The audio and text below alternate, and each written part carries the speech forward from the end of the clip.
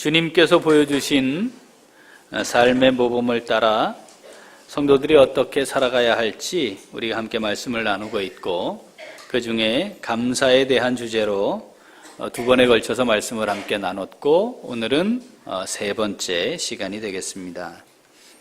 자, 주님이 보여주신 삶의 모범을 따라 범사에 감사하는 성도들의 삶은 어떠합니까? 자, 다섯째. 다시 한번 다섯째. 자, 감사로 감사에 반응합니다. 주님의 삶의 모범을 따라 살아가는 믿음을 가진 성도들의 삶, 아주 다양하게 표현할 수 있겠지만 섬김의 삶일 것이고, 나누는 삶일 것이고, 보다 더 희생하고 보다 더 많은 시간들을 다른이들에게 베푸는 삶을 살게 될 것입니다. 자, 그렇다면 나와 관계를 맺고 있는 상대방의 입장에서는 내가 어떤 사람이 되는 거죠? 내게 은혜를 베푸는 분, 뭐 이렇게 되는 거 아닙니까? 아, 참 감사해야 된다. 아, 감사해야 되는 분이다. 감사하는 마음이 있는, 고마움을 표현하는 대상이 되는 존재, 이렇게 관계가 맺어지겠죠. 믿음을 따라 살아가는 성도들에게는 사실은 그렇게 다른 사람들로부터 감사합니다, 참 감사합니다 라고 하는 반응을 듣게 되고, 그런 인사를 받는 것이 지극히 당연하다 하겠습니다.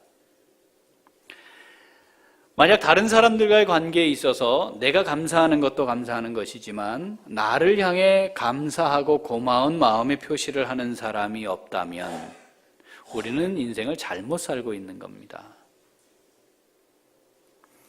믿음을 따라 하나님의 말씀에 입각해 주님이 걸어가신 삶의 걸음을, 그리고 그 발자취를 따라 살아가고 있다면 우리가 주님을 향해 감사하고 아버지 하나님을 향해 감사하는 마음을 가지는 것처럼 나를 향해 다른 사람들이 분명히 감사의 마음을 갖게 되는 상황이 반드시 분명히 존재하게 될 것이라는 거죠. 우리는 어떻습니까? 자, 그런데 다른 사람을 향해 믿음으로 어떤 일을 하거나 또는 말씀을 따라 더 섬기고 희생하면서 또 내게 받은 은혜들을 흘러보내며 나누고 베풀며 살아갈 때 상대방으로부터 크게 두 가지 반응이 있겠죠.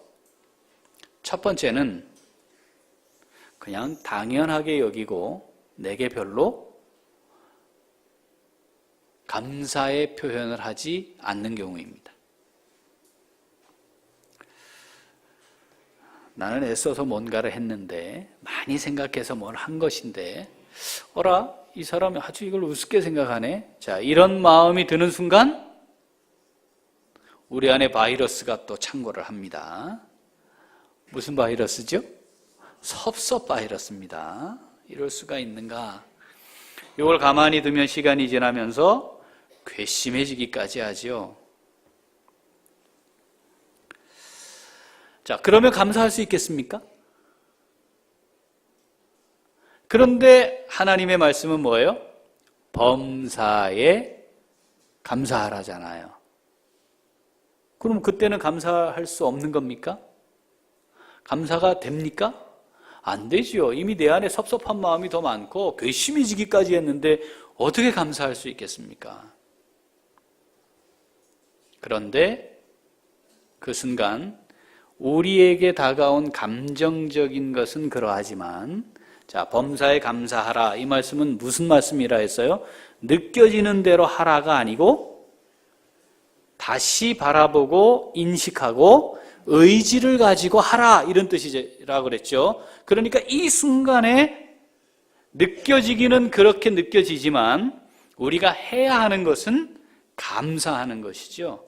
자, 그럼 이제 다시 정리를 좀 해보는 겁니다. 자, 이 상황은 어떤 것이냐? 저게 아주 웃기는 놈이네. 저거 은혜도 모르는 놈이네. 자, 이렇게 인식을 하라는 거냐? 그런데 하나님은 뭐 하라고요? 그 상황에 감사하라는 거잖아요. 범사에 감사하라니까. 지금이 감사해야 하는 바로 그 시점이구나.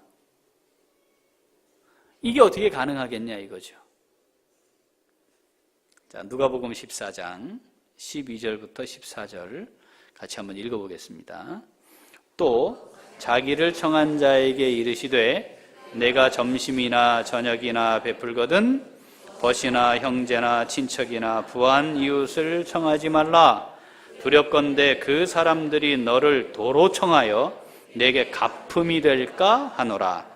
잔치를 베풀거든 차라리 가난한 사람과 몸 불편한 자들과 저는 자들과 맹인들을 청하라. 그리하면 그들이 갚을 것이 없으므로 내게 복이 되리니 이는 의인들의 부활 시에 내가 갚음을 받겠음이라 하시더라. 아멘. 무엇인가를 한 것에 대해 반응이 돌아올 것을 기대하고 했다면, 그래서 그 반응이 돌아왔다면 내가 한 일에 대한 하나님이 기억하시고 준비하시는 상급은 끝. 그걸로 끝난 거예요. 그런데 어라 이놈 봐라 이거. 이 완전히 감사할 줄 모르는 인생이구만. 그러면 그 순간 그 사람이 정말 내게는 감사의 대상이 되는 겁니다. 왜냐하면 여기에 있는 말씀대로 갚을 것이 없는 자와 동일한 게 돼버린 겁니다. 이런 경우 뭐라고 표현하냐면 먹튀라고 전문 용어로 표현하죠. 먹튀예요. 그러면 어떻게? 섭섭바이러스가 창궐하는 건 이건 말씀도 잘 모르고 믿음으로 행하지 않는 거예요. 감사, 이야 제대로 걸렸구나 내가. 왜냐하면 저건 계속 먹튀를 할 거니까 내가 저를 위해 무엇인가를 계속하면 이건 100% 하나님이 기억하시고 차곡차곡 쌓으실 것이구나. 내가 죄를 절대로 놓치면 안 되는 거구나. 우리 주위에 먹튀가 많이 꽤 있는데 때로는 자식도 먹튀가 되는 수가 있지 않습니까? 감사해야 됩니다. 왜냐하면 하나님이 기억하시고 하늘의 상이 100% 쌓일 것이니까. 마태복음에서 주님은 이걸 아주 구체적으로 다양한 믿음의 삶을 살아가는 성도들에게 나타나는 삶의 이야기들을 가지고 이걸 말씀으로 주셨어요. 한번 읽어볼까요? 마태복음 6장 2절. 그러므로 구제할 때에 외식하는 자가 사람에게서 영광을 받으려고 회당과 거리에서 하는 것 같이 너희 앞에 나팔을 불지 말라.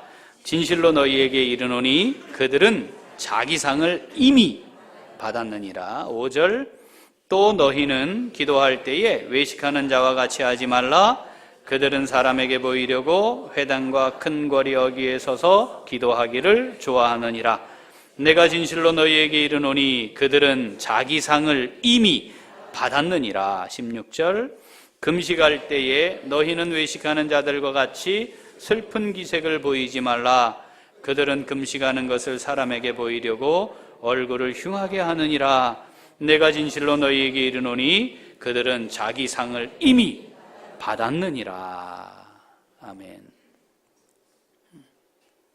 당연히 그러해야 할 일을 하지 않는 사람들이 우리 주변에 있습니다. 그러면 그 사람의 반응 때문에 내가 해야 될 일을 놓치거나 기껏 해놓고 입으로 나의 상을 다 잃어버리는 어리석음은 갖지 말아야 합니다. 오히려 바로 그 사람이 더 큰 감사의 대상이 되고 있다는 사실 기억하고 범사에 감사하는 우리가 될 수 있기를 소원합니다. 자, 또 하나의 상황은 뭐겠습니까? 내가 베푼 믿음의 삶을 통해 하나님의 말씀을 따라 행한 것에 대해 내게 반응을 해오는 거죠. 자, 이럴 때 우리 안에 두 가지가 충돌을 일으킵니다. 하나는 유교적 세계관입니다. 아주 오랜 동안 우리 안에 흐르고 있는 윤리의 바탕이 되는 거죠. 유교적 세계관에서 중요하게 여기는 것은 중간 그리고 겸양입니다. 그래서 내 안에 있는 생각이나 마음의 상태를 적절하게 포장하는 것이 나름 수준이 있는 것이라고 받아들이는 거죠. 그래서 그것을 겸손이라는 것과 착각을 일으켜서 마음이 그렇지 않지만 표현은 그렇게 하는 것에 익숙해집니다. 괜찮아요. 말은 이렇게 했는데 속은 절대 안 괜찮습니다.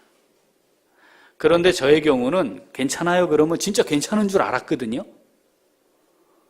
목사님 괜찮아요. 그럼 괜찮은 줄 알았는데 이게 안 괜찮은 거더라고요. 그래서 시간이 흐르면서 지금 말은 저렇게 괜찮아요 하고 있는데 눈빛을 보니까 안 괜찮은가 살피기도 해야 되고, 괜찮아요 요 말 속에 목사님 괜찮아요. 이게 톤이 좀 다른데 그럼 이건 안 괜찮다는 건데 이렇게 막 뭐가 복잡합니다. 그래서 상호간에 대화를 할 때나 마음과 마음을 열고 무엇인가를 이야기할 때 모든 사람들이 지금 하고 있는 말은 저건 있는 그대로가 아닐 거야 라고 생각을 하고 나름대로 추측을 해서 의미를 일방적으로 해석을 하는 거죠. 이거 성경이 금하는 거거든요. 성경은 이걸 금하는 거거든요. 왜냐하면 그러다 보면 나도 모르는 사이에 앞에 우리가 살펴본 것처럼 외식이 일반화되어 버려요. 외식이라는 말이 무슨 뜻이었습니까? 배우가 자기 역할에 따라 각각 다른 가면을 쓰고 행하는 것. 그러니까 지금 저 사람은 가면이야 이렇게 이해하게 되는 거죠. 이거 성경이 금하는 거거든요. 또 하나는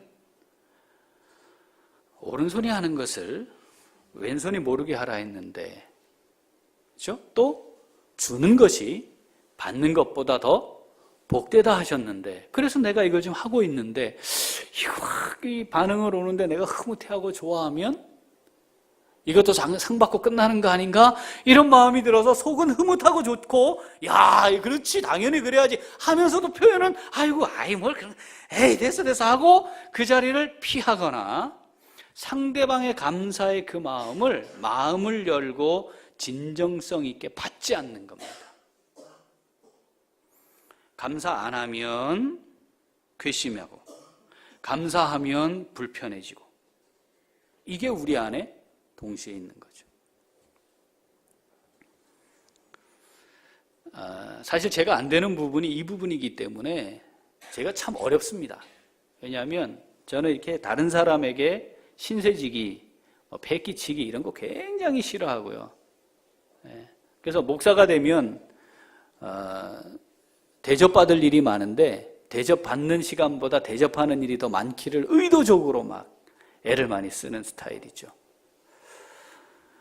그리고 보답을 받거나 정당하지 않은 이익을 취하는 거 정말 별로 안 좋아합니다. 정말 이건 내 삶에 없었으면 좋겠다고 딱 선언을 하고 선을 그었기 때문에 그냥 그런 관계가 또는 상황이 만들어지면 굉장히 힘듭니다. 개인적으로. 그러니까 이렇게 피하는 거죠. 그러다 보니까 상대방이 나를 향해 갖고 있는 정말 진지한 감사의 표현이나 마음을 열고 나를 향해 호의를 가지고 오는 것을 이렇게 좀 꺼려하거나 피하고자 하는 경우들이 있습니다. 여러분들도 그런 경험 하시지 않습니까? 그런 거, 아무것도, 내가 하나님이 하시, 그냥 없어요. 이렇게 하고 대충 넘어가는 것이 이게 신앙을 가진 사람들이 가지는 태도여야 하지 않는가라는 생각을 하는 거죠. 그걸 100% 틀렸다라고 말하기는 어렵지만, 중요한 것은 내가 감사의 마음을 표하지 않습니까? 감사하지 않습니까? 그러면 범사의 감사라는 말은 내가 일방적으로 표현하는 것에만 하나님이 말씀하시는 것이냐? 그렇지 않다는 거죠. 내게 오는 감사하는 마음이나 호의에 대해 표현하는 것에 대해서도 내가 어떻게 반응하느냐에 따라 그것이 감사가 될 수도 있고 그렇지 않을 수도 있다는 거죠. 내가 감사하는 것과 함께 감사하는 것에 대해 또 반응을 감사함으로 해야 말 그대로 범사의 감사함이 되는 것이죠. 상대방을 향한 배려이기도 하고 나를 향해 그렇게 다가오고 있는 상대방을 향한 감사의 마음이 되기도 한다는 것을 우리는 생각해야 합니다. 이걸 심리학자들이 이렇게 표현을 했습니다. 사람을 오랜 시간 동안 연구를 해보았더니 감사를 표현하고 있는 상대를 받아들이는 것, 이것이 나에게, 받아들이고 있는 나에게 개인적으로 굉장히 중요한 성장 요인이다. 그 다음, 그 감사하는 감사하는 것을 받아들이는 것은 나 자신을 받아들이는 것과 같은 것이다. 그러면 어떤 결론을 우리가 얻을 수 있냐면, 나를 향해 감사하는 사람을 마음을 열고 진정성 있게 받아들이는 것은 곧 하나님을 향해 그리고 그 말씀을 따라 범사에 감사하는 삶을 살아가는 나 자신을 내 스스로 받아들이는 것이므로 그것이 곧 범사에 감사하는 삶이 되는 것이다 라고 정리할 수 있는 거죠. 사실 나를 향해 감사하는 사람들, 그리고 나를 향해 감사의 표현이 많아지는 것이 정상입니다. 그게 풍성할수록 믿음의 삶을 잘 살고 있는 겁니다. 여러분, 우리 지난 한 주간 한번 돌아볼까요? 어떻습니까? 나를 향해 아유 감사해요, 고마워요, 정말 내게 위로가 되고 힘이 됐어요. 여러분, 이런 반응 들으셨습니까? 그 반응을 받으셨습니까? 어느 형편에서 무엇을 하든 어떤 형태의 삶을 살든 우리는 누군가를 만나게 되어 있고 관계를 맺게 되어 있습니다. 그 상황 속에서 나를 향해 감사합니다. 정말 힘이 되었습니다. 제게 큰 위로였습니다.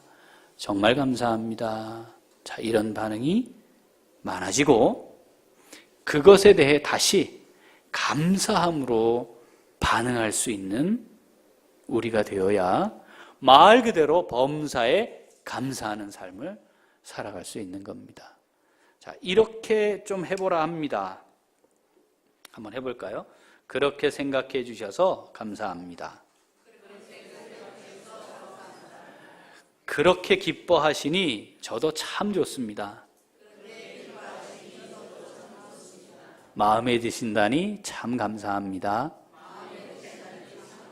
이것이 감사에 대해 감사로 반응하는 성도들이 가질 수 있는, 그리고 많이 풍성하게 누려야 하는 감사의 삶이라는 것 우리 기억하고, 자, 하나님을 향해 감사할 것이 많을 뿐 아니라 믿음의 삶을 믿음으로 하나님의 말씀에 따라 잘 살아서 나를 향해 감사의 반응이 많아지는 삶을 누리고 그때마다 다시 감사함으로 반응을 하여서 우리의 삶이 범사에 감사하는 삶이 되는 복을 누리는 우리 모두가 될 수 있기를 소원합니다.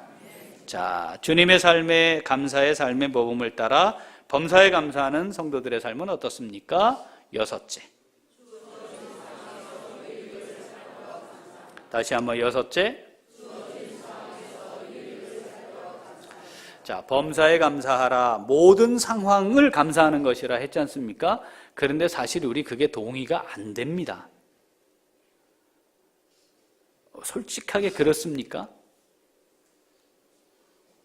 지난 한 주간만 돌아보면 감사할 일이 많았습니까? 힘들고 어려운 일이 많았습니까?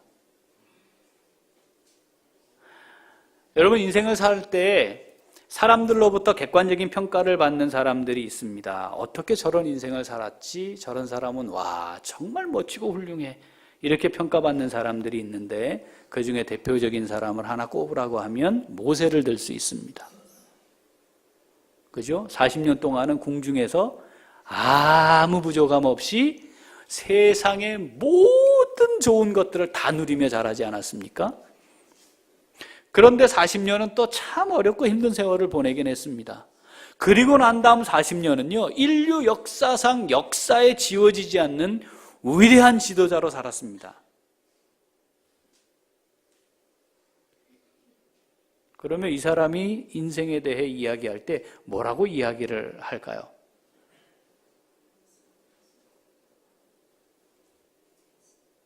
인생에 대한 평가를 이렇게 내렸잖아요. 수고와 슬픔뿐인 것이 인생입니다. 시편 90편에 그렇게 이야기했어요. 이 세상에 왕자로 태어나서 모든 정적들이 제거가 되고 왕권이 확립된 채로 백성들로부터는 칭송을 받았고 전 세계 지도자들로부터 흠모의 대상이 되었던 왕이 있었습니다. 원하는 걸 다 할 수 있었다고 스스로 적고 있어요. 솔로몬 아닙니까? 그런데 그가 인생에 대해 이야기할 때는 뭐라 했죠? 이거 다 아무것도 아니야. 네. 그런데 어떻게 우리가 모든 일에 다 감사할 수 있느냐 말이죠. 정직하게 하나님, 범사에 어떻게 다 감사합니까? 제 지난주 한 주간의 걸음만 봐도 정말 힘들고 어려웠던 순간들이 얼마나 많았습니까?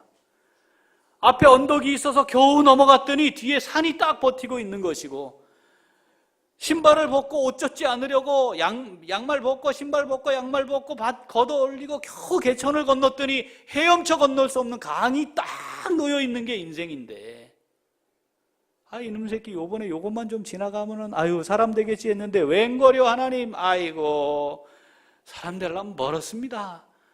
이렇게 하나님을 향해 나아가 이야기해야 되는 게 우리 인생인데 진짜 그럴 수 있느냐 말이죠.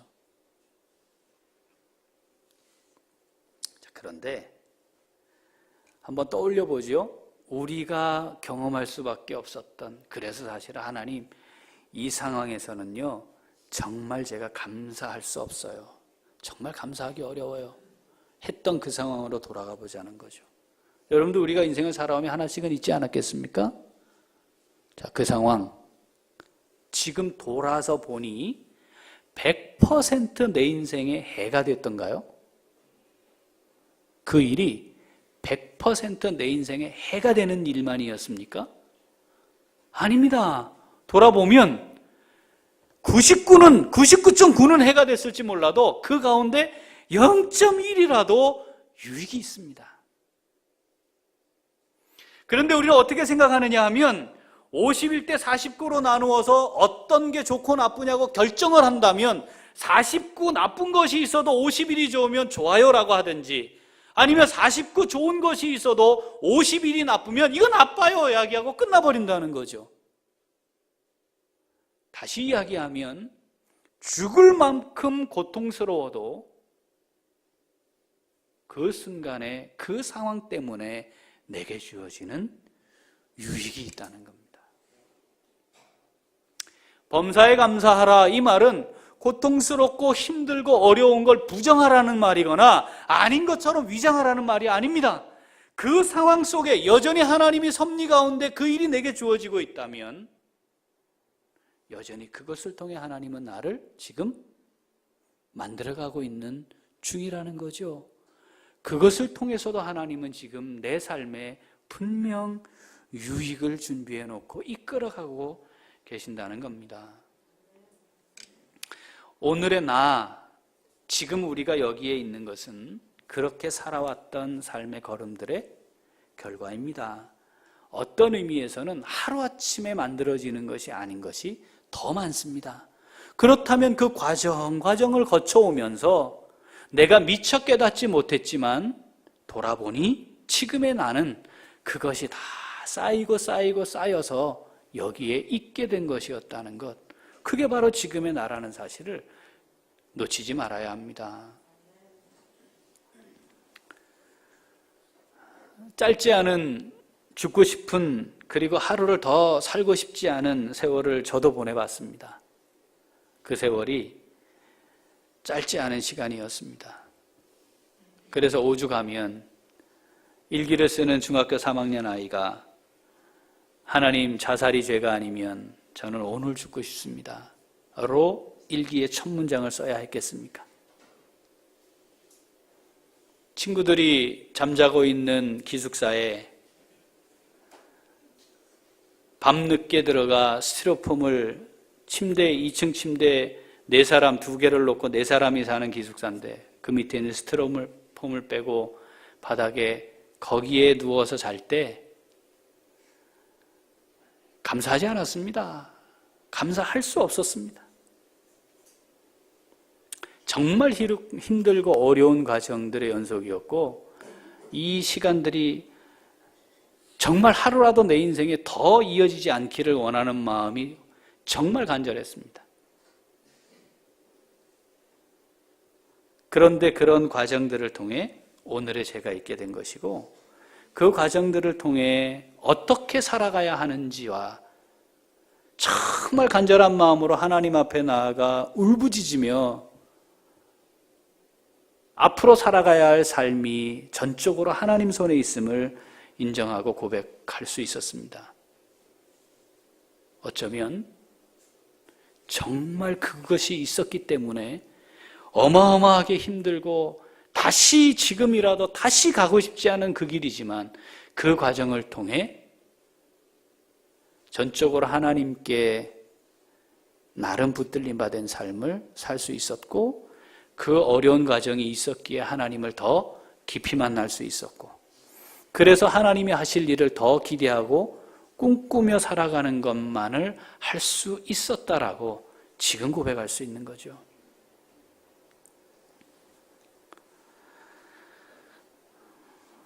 갈수록 믿음으로 살면 상황이 좋아질 것이라고 기대하고 나아지겠지 하는 생각이 제 안에 있었습니다. 그런데 그렇지 않았습니다. 그리고 제가 생각한 것보다 더 긴 세월을 그렇게 지낼 수밖에 없었습니다. 그러나 지금 몸된 교회를 세워가는 일을 감당해낼 수 있도록 하나님이 기초 체력을 든든하게 하셨고 내공이라는 걸 갖게 하셨습니다. 여러분, 그냥 그 일은 나에게 어렵고 힘들게 만드는 죽고 싶을 만큼 고통스럽다 하더라도 그 일이 나를 하나님께로부터 시작되었고 지금도 하나님이 다스리고 계신다면 나를 망하게 하려고 온 일만은 아니라는 사실이죠. 하나님을 알지 못하던 오래전 사람들이 젊어 고생은 사서도 하는 것이라고 한 말도 어쩌면 그런 하나님의 인생의 운행의 법칙을 깨달았기 때문이 아닌가 생각해 봅니다. 자, 중요한 것은 제가 이렇게 말하면서 또 앞으로 나도 모르는 사이에 힘들고 어려운 상황이 또 오겠죠? 예측치 못한 일들이. 문제는 그 순간에 이 생각을 할 수 있어야 하는데 그 순간에 이걸 놓친다는 게 문제입니다.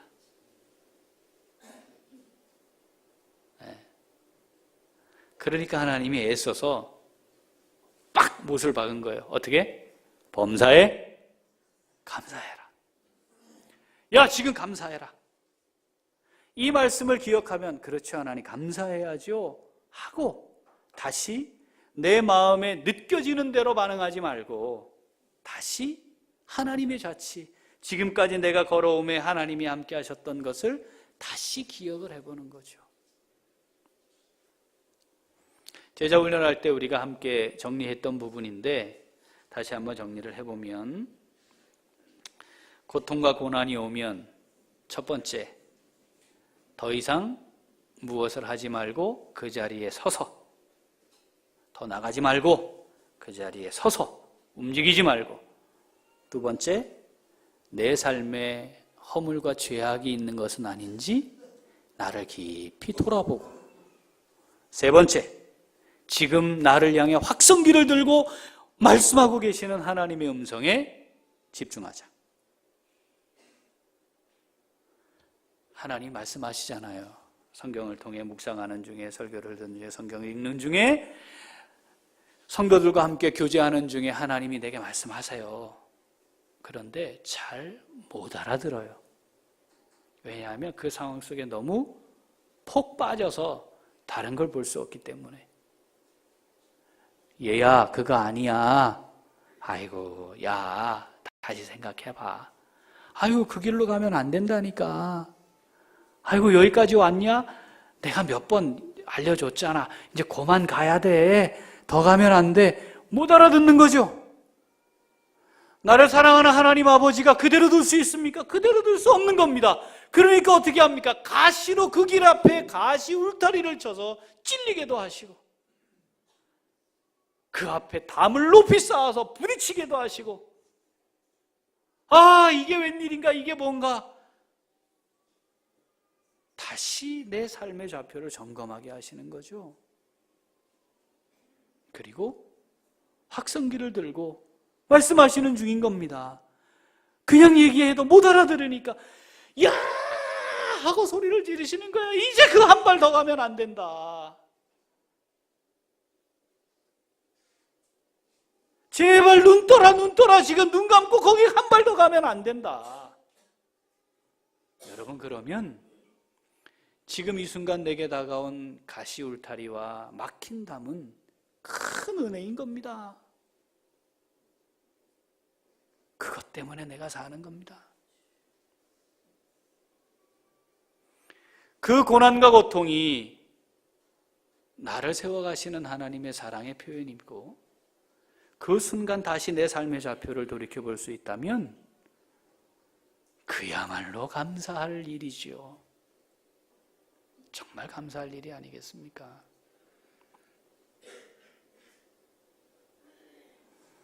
시편 119편 71절 같이 읽어봅니다. 고난당한 것이 내게 유익이라 이로 말미암아 내가 주의 율례들을 배우게 되었나이다. 그때 만나게 되는 하나님의 말씀, 그때 새기게 되는 하나님의 말씀이 정말 내 심장 폐부에 깊이 들어오는 거 아니겠습니까? 그러니 얼마나 유익합니까? 오히려 그것이 하나님과 다시금 깊은 관계를 회복할 수 있는 도구가 되니 그 순간이 정말 감사할 수 있는 순간이므로 범사에 감사하는 것이죠. 문제는 그 순간이 지나고 나면 또 잊어버린다는 겁니다. 까먹었어요. 그럼 하나님 어떻게 하세요 또? 때로는 회초리도 드신대요. 그것은 우리를 정말 사랑하시기 때문입니다. 그런데 회초리를 드시는 이유는 뭐냐? 히브리서 12장 10절 11절 읽어볼까요? 그들은 잠시 자기의 뜻대로 우리를 징계하였거니와 오직 하나님은 우리의 유익을 위하여 그의 거룩하심에 참여하게 하시느니라. 무릇 징계가 당시에는 즐거워 보이지 않고 슬퍼 보이나 후에 그로 말미암아 연단받은 자들은 의와 평강의 열매를 맺느니라. 아멘. 하나님이 그렇게 하시는 이유는 우리의 유익을 위한 것이고 하나님의 거룩하심에 참여케 하시기 위한 것이고, 그 과정을 거쳐 하나님이 우리에게 준비해 놓으신 멋지고 위대한 선물은 의와 평강의 열매라고 말씀하시는 거죠. 유익을 찾아봅시다.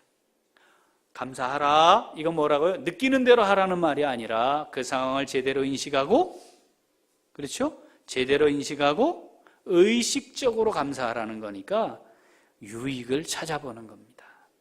힘들고 어렵잖아요. 다른 거 생각하지 말고, 그래, 어떤 상황에도 하나님이 나를 위해 예비해 놓으신 은혜가 있는데 분명히 유익함이 있을 것이다. 이걸 딱 생각해 보자 이거죠. 남편과 아내, 부모와 자식, 이 관계 속에서 힘들고 어렵습니까? 분명 유익은 있었을 겁니다. 직장 생활이 어렵습니까? 함께 만나는 동료들과의 관계도 어렵습니까? 내게 너무나 불합리한 일들이 다가오는 것 같습니까? 그런데 그곳에 분명히 유익이 있을 겁니다. 왜냐하면 그 모든 상황에 배후에 계시는 분이 나를 정말 사랑하고 있는 하나님이시니까.